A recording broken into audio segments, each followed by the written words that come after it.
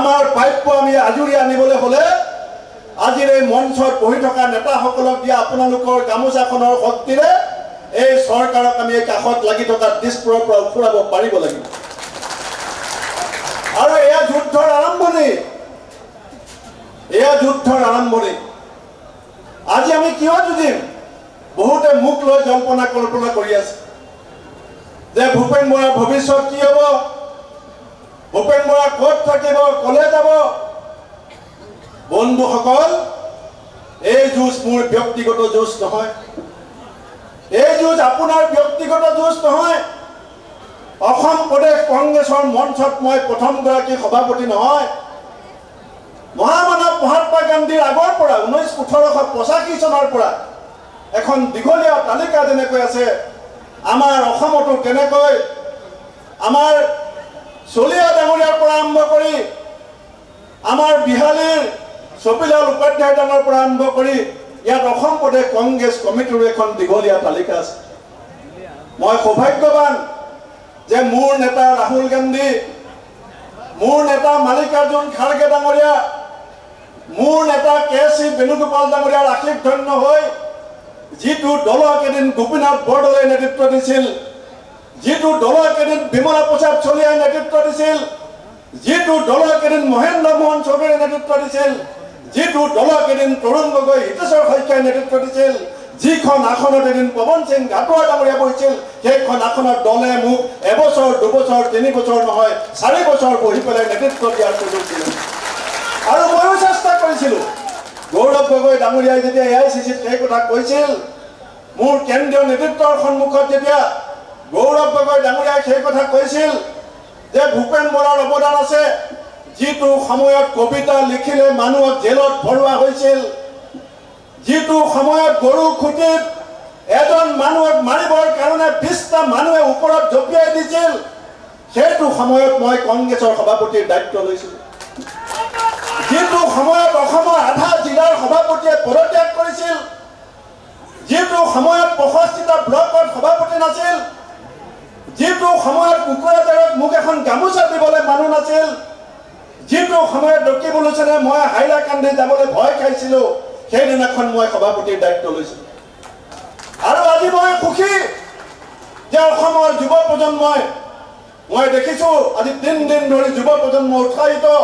গৌৰৱ গগৈ পিছফালে এটা দীঘলীয়া শোভাযাত্ৰা যি আৰম্ভ হৈছে, তাৰ বাবে মই নিজকে গৌৰৱান্বিত অনুভৱ কৰিছোঁ। সেইকাৰণে বন্ধুসকল, মই আজি এই উৎসাহৰ সময়ত মাত্ৰ এষাৰ কথা কৈ যাম যে আমাৰ ৰিয়েল লাইফ আৰু ৰিয়েল লাইফৰ পাৰ্থক্য আমি বুজিব লাগিব। আমি সেলফি মাৰি ফেচবুকত ফটো দি টিভিত এটা বাইক দি কিন্তু বুথত গৈ আমি ইলেকশ্যন দেখিব নোৱাৰোঁ। আমাৰ অসমৰ 60% মানুহে ইলেক্ট্ৰিচিটি পোহৰত আছে, ফেচবুকৰ লগত কানেকশ্যন আছে। এতিয়াও 20% গাঁৱত বিজুলী বাতিৰ পোহৰ পৰা নাই। এতিয়াও 30% মানুহৰ হাতত এণ্ড্ৰইড মোবাইল নাই। এই কথা আমি উপলব্ধি কৰিব পাৰিব লাগিব। সেইকাৰণে মই গৌৰৱ গগৈ ডাঙৰীয়াৰ মাধ্যমেৰে মই বহু চেষ্টা কৰিছিলোঁ যে মোৰ বুথ মোৰ দায়িত্ব। আজি মই বিদায় সভাপতি হিচাপে বিদায়ৰ মুহূৰ্তত কৈ থৈ যাম, যিদিনাখন মোৰ দলৰ প্ৰত্যেকজন কৰ্মীয়ে মোৰ বুথ মোৰ দায়িত্ব দলৰ মন্ত্ৰ হিচাপে গ্ৰহণ কৰিব, তেতিয়া এজন হিমন্ত নহয় 100জন হিমন্তক আমি দিছপুৰৰ পৰা উফৰাই পেলাব পাৰিম। কাৰণ মই যদি MLA জিকিবলৈ হয়, কোনোবা যদি MP জিকিবলৈ হয়, প্ৰথমতে আপোনাৰ নিজৰ বুথত আপুনি দলটোক জিকাব পাৰিব লাগিব। সেইকাৰণে বন্ধুসকল, মই বহুত দীঘলীয়া কথা নকওঁ, বহু কথা আমি কৈ যাম, বহু কথা আমাৰ পাতিবলগীয়া আছে। কিন্তু মই আশা কৰিম যে যুঁজখন হওক পঞ্জীভূত 36,34,000 নিবনুৱাৰ স্বাৰ্থত। এই যুঁজখন হওক অসমৰ চাহ শ্ৰমিকসকলৰ মজুৰি বৃদ্ধিৰ স্বাৰ্থত। এই যুঁজখন হওক অসমৰ 6 জনগোষ্ঠীৰ দীঘলীয়া দিনৰ আশাক বাস্তৱিত কৰাৰ স্বাৰ্থত। এই যুঁজখন হওক মোৰ ৰঙানদী সমষ্টিৰ মানুহে এতিয়া নেটটোৱে 5খন গেট খুলি দিয়াৰ পাছত আজি 5 দিন ধৰি চকু পানী শুকোৱা নাই, সেই মানুহখিনিক আমাক দিয়া গামোচাখনেৰে চকু পানী মোচাৰ স্বাৰ্থত। সেইকাৰণে মই ৰাইজক আহ্বান জনাইছোঁ। মই ভাল পাইছোঁ যে সকলোকে মই দেখা পাইছোঁ।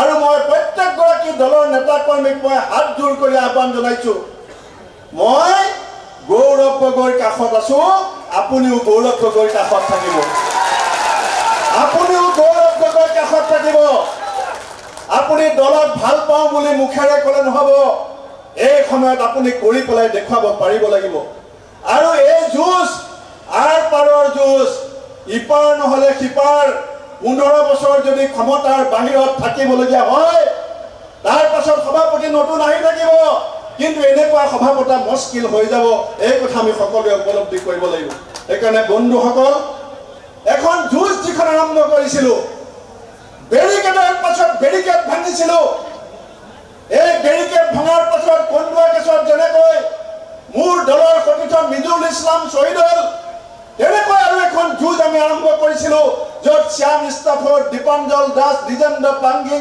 ঈশ্বৰ নায়ক আব্দুল আলিম শ্বহীদ হৈছিল এইসকল শ্বহীদৰ তেজৰ মূল্যাংকনো আমি ইয়াত সমাবেত সকলোৱে মিলি কৰিব লাগিব সেইকাৰণে বন্ধুসকল আহক এইখন যুঁজ ৰাহুল গান্ধী ডাঙৰীয়াৰ যুঁজ মাল্লিকাৰ্জুন খাৰ্গেৰ যুঁজ কেচি বেণুগোপালৰ যুঁজ গৌৰৱ গগৈৰ যুঁজ ৰকিবুল হুছেইন দেৱব্ৰত শইকীয়াৰ যুঁজ আমি ইয়াত সমাবেত প্ৰত্যেকজন মানুহৰ যুঁজ অসমৰ মানুহৰ স্বাৰ্থত অসমৰ যুৱ প্ৰজন্মৰ স্বাৰ্থত খাটি খোৱা শ্ৰমিক নিষ্পেষিত দৰিদ্ৰজনৰ স্বাৰ্থত আহি থকা সময়ত আপোনালোকৰ লগত হাতত হাত ধৰি এক শক্তিশালী সংকল্পৰে অসম মাতৃক সেৱা কৰিবৰ কাৰণে আগবাঢ়ি যাম বুলি আপোনালোকক মই প্ৰতিশ্ৰুতি দি গৌৰৱ গগৈ ডাঙৰীয়াক আৰু তেওঁৰ সকলোগৰাকী সতীৰ্থক মই আন্তৰিক অভিনন্দন যাচি মোৰ বক্তব্য সামৰিছোঁ বন্দে মাতৰম জয় অসম